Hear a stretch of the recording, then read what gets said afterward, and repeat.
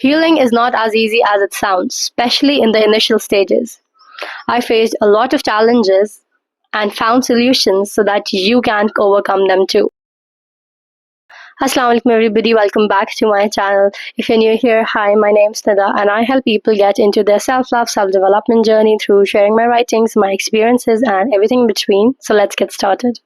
In one of my last videos, I shared my experience on how I came back from rock bottom and shared some tips on how you can get your spark back too. So I thought in this video, I will be talking about, as you can see by the title, the other side of healing.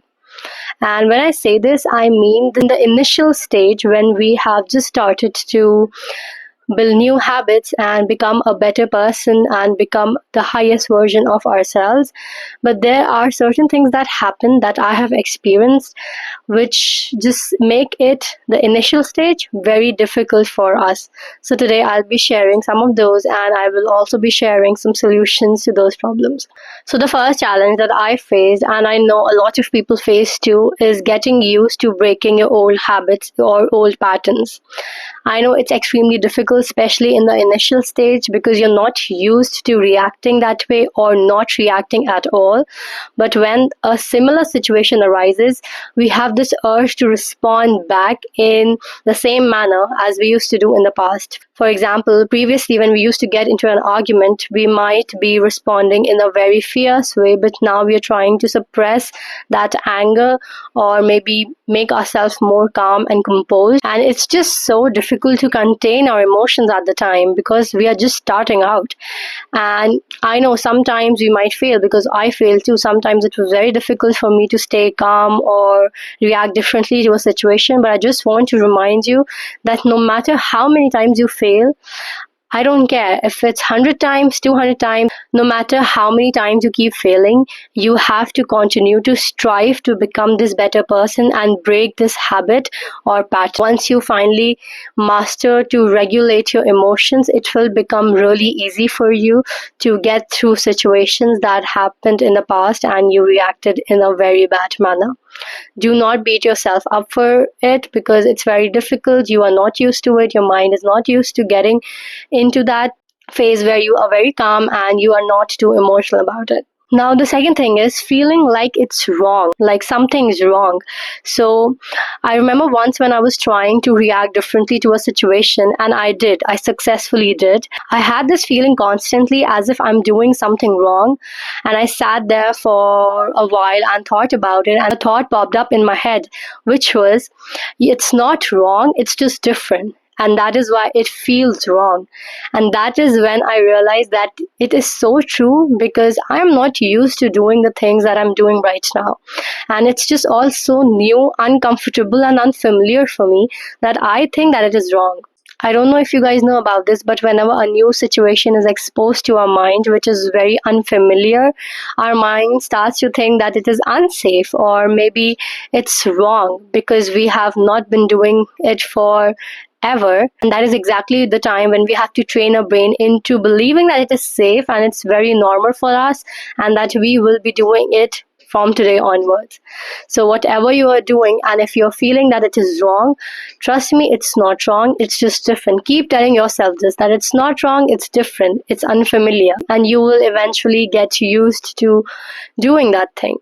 The third and one of the most important things is forgiving yourself. See, it's not easy. I totally get it. Sometimes you have to just let go of the things that you did. Do not beat up yourself for the things that you did in the past, because maybe you did not have that wisdom back then. Maybe you did not have that knowledge. Maybe it was the only way that you thought was correct, or maybe that was the only way that you thought you would survive.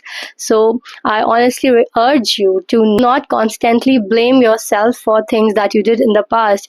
It is in the past. Leave it in the past. I saw this reel on Instagram where this therapist basically said that the best way to grow and develop yourself is to read the book of your past but not live it again and again. And I think that is extremely important when it comes to forgiving us mistakes and seeing ourselves as human too, because everybody makes mistakes. It's totally okay. You don't have to constantly remind yourself that you made that mistake and we cannot afford to make that mistake again. It's okay. Even if you make that mistake again, It's okay. Maybe you do not have the knowledge or experience that requires to act differently in a situation. But I will say that we should always strive to make better decisions and choices whenever we can.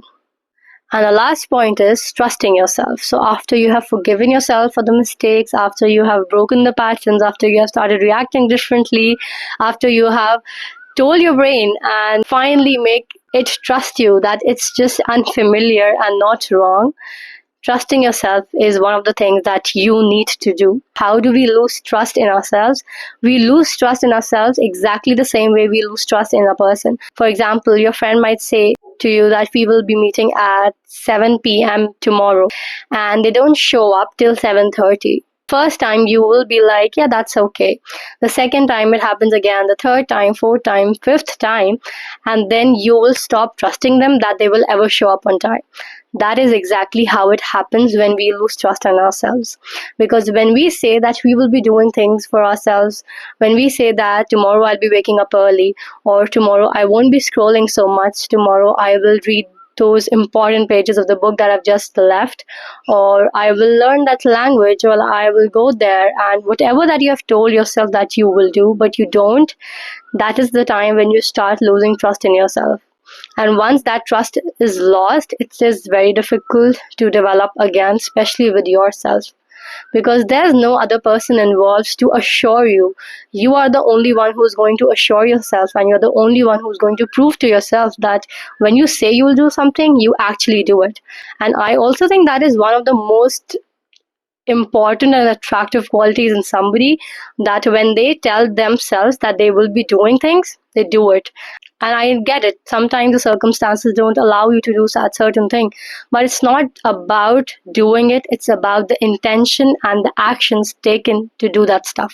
So, how you will be building trust in yourself is by accomplishing little tasks and doing little things that you said you would. For example, if you sleep very late at night, instead of saying, I will be sleeping at 10, and wake up at 4, that is a very drastic shift. Try sleeping till 12 and waking up at 6, or maybe if you sleep even later, which I assume you do not, because that's very unhealthy. Because I know some people sleep at like 4 in the morning and then they wake up like 1 or 2 in the afternoon. That is very unhealthy, guys. Do not do that.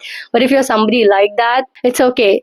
The thing that matters the most is that you want to change and you want to become a better person. Do not tell yourself something that you'll be doing it when you know that you cannot physically do it at all. Start with small accomplishments. Maybe try eating healthy. If you eat a lot of junk food, tell yourself that, okay, this week I will not be eating junk food every day, or I will be eating junk food only twice a week or only thrice a week, whatever seems realistic to you and your mind. That is the way that you can develop self-trust, and eventually when you have accomplished these small tasks, you can move on to the bigger ones. Once you have finally developed trust in yourself, you will start making decisions that actually benefit you. Because I experienced this where as soon as I started trusting myself completely, I knew the decisions that I was making were right. I knew that the choices I was making will not take me to a bad place or will not turn out into a bad thing. So that is it for today's video. I hope you enjoyed it. I really wanted to put this video out there because we talk a lot about healing and development, but there are so many challenges that we face, and I just jotted down some of the most important challenges that I face. I hope this was helpful, and yeah, see you in the next one. Stay safe.